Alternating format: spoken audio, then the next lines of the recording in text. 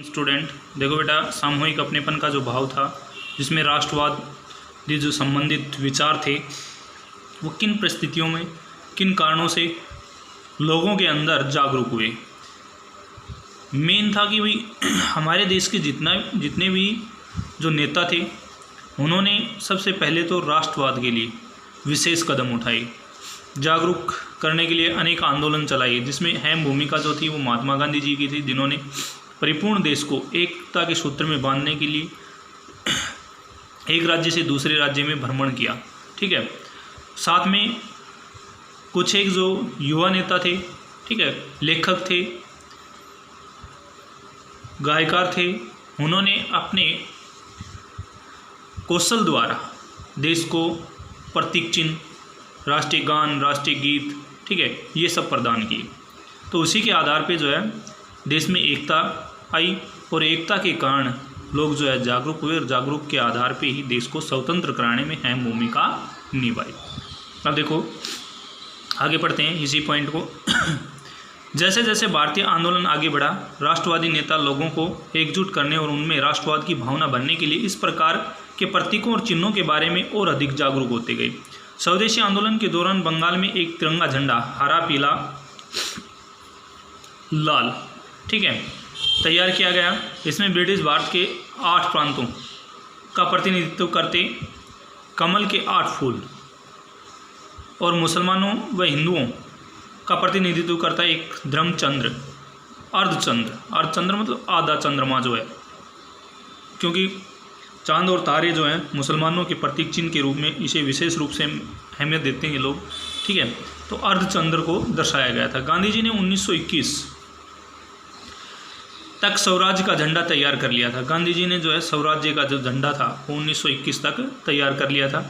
यह भी तिरंगा सफ़ेद, हरा और लाल था। इसके बीच में गांधीवादी प्रतीक चरखे का स्थान, मतलब मेन है कि जो तिरंगा तैयार किया गया था महात्मा गांधी के द्वारा। अब तो जैसे अशोक स्तंभ के अंदर से लिया गया चक्र है भी, मगर पहले क्या था, इसके अंदर जो चरखा था, जो सूत काटने वाला चरखा होता था वो था। ठीक है, और उसी के आधार पे जो है तिरंगे को प्रतीक चिन्ह के रूप में दर्शाएगा। जो स्वावलंबन का प्रतीक था, जुलूसों में एक झंडा लेकर चलना शासन के प्रति अवज्ञा का संकेत था। जुलूसों के अंदर जो है स्वावलंबन मतलब अपने जो स्वयं का और देश का जो है अपने एक देश की प्रतीक, ठीक है, प्रतीकात्मक या प्रतीक चिन्ह के रूप में इसको दर्शाया गया। स्वतंत्रता का प्रतीक था। ठीक है, और झंडा लेकर चलने से जो है शासन जो ब्रिटिश शासन व्यवस्था थी उसकी क्या होती थी, अवज्ञा, मतलब उनका अपमान होता था, उनकी शासन व्यवस्था का अपमान। इतिहास की पुनर्व्याख्या राष्ट्रवाद की भावना उत्पन्न करने का एक और साधन थी। 19वीं सदी के आखिर तक आते आते अनेक भारतीय ये महसूस करने लगे थे कि राष्ट्र के प्रति गर्व की भावना जगाने के लिए भारतीय इतिहास को अलग तरीके से पढ़ाया जाना चाहिए। अंग्रेज़ों की नज़र में भारतीय पिछड़े हुए और आदिम लोग थे। उनके अनुसार वे अपना शासन स्वयं नहीं संभाल सकते थे। इसके जवाब में भारत के लोग अपनी महान उपलब्धियों की खोज में अतीत की ओर देखने लगे। भाई जो ब्रिटिश साम्राज्य था उसको ये लगने लगा कि भाई ये जो लोग हैं ये अपनी शासन व्यवस्था को सुचारू रूप से नहीं चला सकते। ठीक है, क्योंकि इनके अंदर इतनी योग्यता नहीं है, और इसी के कारण जो है वहाँ की जो गौरवमयी जो शासन व्यवस्था, मतलब मेन था कि जो लोग पढ़े लिखे विद्वान जो लोग थे, नेता थे, उन्होंने ये महसूस करना स्टार्ट किया, अपनी जो प्राचीन परंपरा थी उसको पुनः जीवित करने के लिए प्रयास किया। ठीक है, ताकि इन्हें भी महसूस हो कि भाई हम जो है अपनी शासन व्यवस्था को चला सकते हैं। उन्होंने उस गौरव में प्राचीन युग के बारे में लिखना आरंभ कर दिया, जब कला और वास्तुशिल्प, कानून और दर्शन, धर्म और संस्कृति, विज्ञान, गणित, हस्तकला और व्यापार फल फूल रहे थे। प्राचीन जो परंपराएं थी भारत के अंदर, कला का, वास्तुशिल्प, ठीक है, शिल्पकार जो लोग थे, कानून व्यवस्था थी, जैसे शासन व्यवस्था ही लगा लो, जो राजशाही शासन व्यवस्था हो उसके अंदर भी कानून होते थे। ठीक है, दर्शन, धर्म, संस्कृति अपनी अलग अलग थी। ठीक है, और विज्ञान, गणित, हस्तकला, व्यापार आदि का पहले से ही प्रचार था। ठीक है, तो उन्हीं को दोबारा से लिखना स्टार्ट किया, लोगों तक पहुंचाना स्टार्ट किया, ताकि लोग जो है जागरूक हो सकें। उनका कहना था कि इस महान युग के पश्चात पतन का समय आया और भारत को गुलाम बना लिया गया। इस राष्ट्रवादी इतिहास में पाठकों के अतीत में भारत की उपलब्धियों व महानता पर गर्व करने और ब्रिटिश शासन के तहत दुर्दशा से मुक्ति के लिए संघर्ष का रास्ता अपनाने का आह्वान किया जाता था।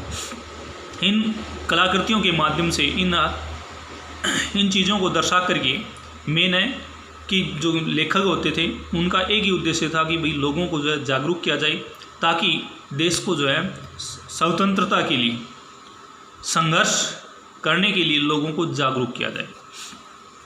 लोगों में एकता जो है वो कूट कूट कर भरी जाए। लोगों को एकजुट करने के इन प्रयासों की अपनी समस्याएं थी। जिस अतीत का गौरवगान यह किया जा रहा है वहाँ वह हिंदुओं का अतीत था। जिन छवियों की मदद ली जा रही है वे हिंदू प्रतीक थे। जो ये चीज़ें थी ये किन का प्रतीक थी? हिंदुओं का, क्योंकि पहले हमारा देश जो था परिपूर्ण रूप से हिंदू राष्ट्र था। ठीक है, मुग़ल जो थे वो आए थे भाई, क्योंकि मुस्लिम जो साम्राज्य 1191 के बाद जो 92 का जो चौसा का युद्ध था, ठीक है, चौसा नहीं भी सॉरी पृथ्वीराज चौहान और मोहम्मद गौरी के जो मध्य प्रथम युद्ध 1191 में तराइन का युद्ध बोला जाता है भाई। कौन सा युद्ध बोला जाता है? तराइन का प्रथम, ठीक है, जिसमें मोहम्मद गौरी की हार हुई थी परिपूर्ण रूप से। मगर 1192 में दोबारा मोहम्मद गौरी ने पृथ्वीराज चौहान के साथ युद्ध किया और उसमें विजित हुआ। ठीक है, उसके बाद जो है पृथ्वीराज चौहान को क्या आँखें फोड़ दी गई। ठीक है, मगर ये कहा जाता है कि भाई पृथ्वीराज चौहान ने जो मोहम्मद गौरी था उसको भी मार दिया था, क्योंकि पृथ्वीराज चौहान एक शब्द वेदीवान चलाना जानते थे और उसी का परीक्षण लेना चाहते थे ये। और इसमें जो है उसका सहयोग दिया था चंद्रबरदाई ने। ठीक है, उसका राजकवि था, लेखक था। ठीक है, तो अब देखो आगे। पुराने ज़माने में आने वाले विदेशी यात्री आर्यवंश के लोगों के साहस, सच्चाई और विनम्रता पर चकित रह जाते थे। अब वे बस इन गुणों के अभाव की बात करते थे। उस ज़माने में हिंदू विजय के लिए निकलते थे और तातार चीन व अन्य देशों में अपनी विजय पताका फहराते थे। ये बात सही है कि जो अपना मेन सम्राट अशोक हुआ, इसका जो वर्चस्व था काफ़ी दूरी तक था, फैला हुआ था भाई, अफ़गानिस्तान तक जो है इसका वर्चस्व था। ठीक है, सम्राट इसीलिए कहलाते हैं वो।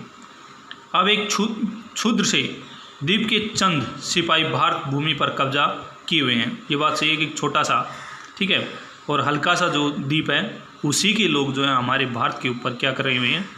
अधिकार जमाए हुए हैं। तारिणीचरण चट्टोपाध्याय भारतवर्षे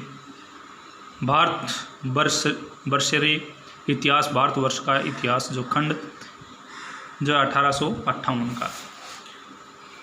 उसके बाद देखो भारत माता की छवि अब इस रूप में दर्शाया गया।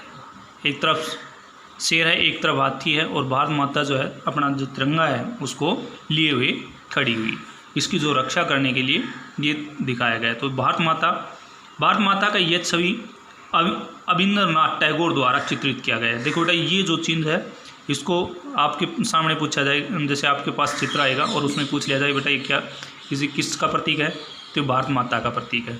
किसके द्वारा रचित है? तो अविंद्रनाथ टैगोर के द्वारा। ठीक है, ये मेन यही क्वेश्चन पूछे जाते हैं। ठीक है, चित्र आएगा, चित्र में ये दो क्वेश्चन बन गए आपके। उसके बाद देखो छवि के बिल्कुल विपरीत है। यहाँ भारत माता के हाथों में त्रिशूल है और वह हाथी व शेर के बीच खड़ी है। दोनों ही शक्ति और सत्ता के प्रतीक है। अब हाथी और शेर जो दिखाया गया है इसमें मेन है कि किस चीज़ का प्रतीक है ये? तो शक्ति और सत्ता का प्रतीक। भाई ये भी पूछा जा सकता है। क्वेश्चन इसमें 3 प्रकार के बनेंगे। ये चित्र दिखाएंगे, ये चित्र किसका प्रतीक है? तो भारत माता का। ठीक है, किसके द्वारा लिखा गया है? अविंद्रनाथ टैगोर द्वारा। इसमें जो हाथी और शेर को दर्शाया गया है वो किस चीज़ का प्रतीक है? तो वो शक्ति और सत्ता का प्रतीक है। बस ये चीज़ें हैं। ठीक है, इसको अच्छे से याद रखना। उसके बाद देखो आगे चित्र 12 और 14 में देखिए, क्या आपको लगता है कि तस्वीरें सभी समुदायों और जातियों को भाएंगी? अपनी राय का संक्षेप में लिखिए। चित्र जो है इसमें 11-12 दे रखा है अभी, 12-14, तो इसमें ये तो 12 का है, ये भारत माता की छवि दिखाई गई है। ठीक है, इसमें जो चीज़ें ले रखी हैं वो कल मैंने बताई थी आपको। ठीक है, और उसके बाद 14 में जो है ये भारत माता की छवि, मतलब दोनों रूपों को अलग अलग दिखाया गया है। ये जो रविंद्रनाथ टैगोर द्वारा 1905 में बनाई गई थी, ये रविंद्रनाथ टैगोर द्वारा ही चित्रित है। ठीक है, उसी ने इसको दूसरा रूप प्रदान किया गया था। इसमें और उसमें अगर अंतर पूछा जाए तो ये शक्ति और सत्ता का प्रतीक है। ठीक है, साहस और वीरता की प्रतीक, और ये जो है दया और करुणा का भाव, ठीक है, शांति का प्रतीक। अब आगे देखो निष्कर्ष, मेन लेसन। ठीक है, इसका निष्कर्ष, अंग्रेज सरकार के विरुद्ध बढ़ता गुस्सा विभिन्न भारतीय वर्गों और समूहों को स्वतंत्रता के साझा संघर्ष में खींच रहा था। महात्मा गांधी के नेतृत्व में कांग्रेस ने लोगों की परेशानियों और असंतोष को स्वतंत्रता के संगठित आंदोलन में समाहित करने का प्रयत्न किया। उन्होंने आंदोलन के जरिए संपूर्ण देश को एकता के सूत्र में पिरोने का प्रयत्न किया, लेकिन जैसा कि हमने देखा, इन आंदोलनों में भाग लेने वाले विभिन्न वर्ग और समूह अलग अलग अपेक्षाओं और आकांक्षाओं के साथ भाग ले रहे थे। उनकी शिकायतें बहुत व्यापक थी, इसलिए औपनिवेशिक शासन से मुक्ति का भी सबके लिए अपना अपना अर्थ था। कांग्रेस ने इन विभेदों का समाधान करने और यह सुनिश्चित करने के लिए हमेशा प्रयत्न किया कि एक समूह की मांगों के कारण कोई दूसरा समूह दूर न चला जाए। यही वजह है कि आंदोलन के अंदर अक्सर बिखराव आ जाता था। कांग्रेस की सरगर्मियों और राष्ट्रीय एकता के शिखर को छूने के पश्चात आंतरिक टकरावों और बिखराव के चरण आ जाते थे। संक्षेप में, जो राष्ट्र उभर रहा था वह औपनिवेशिक शासन से मुक्ति की चाह रखने वाली बहुत सारी आवाज़ों का एक पुंज था। पुंज मतलब मैंने कि भी बहुत सारी आवाज़ों का एक पुंज था कि जो सभी धर्मों के जो लोग थे, सभी समुदाय के जो लोग थे, वो सारे एक हो गए थे, उसी को पुंज बोला गया। देखो बेटा, एक वर्ड दिए गए हैं। जबरन भर्ती मतलब जो अंग्रेज़ जो थे भारत के अंदर लोगों को ज़बरदस्ती बलपूर्वक सेना के अंदर भर्ती कर रहे थे, ये प्रथम विश्व युद्ध की बात है। उसके बाद बहिष्कार जो था, विदेशी वस्तुओं का बहिष्कार किया गया था।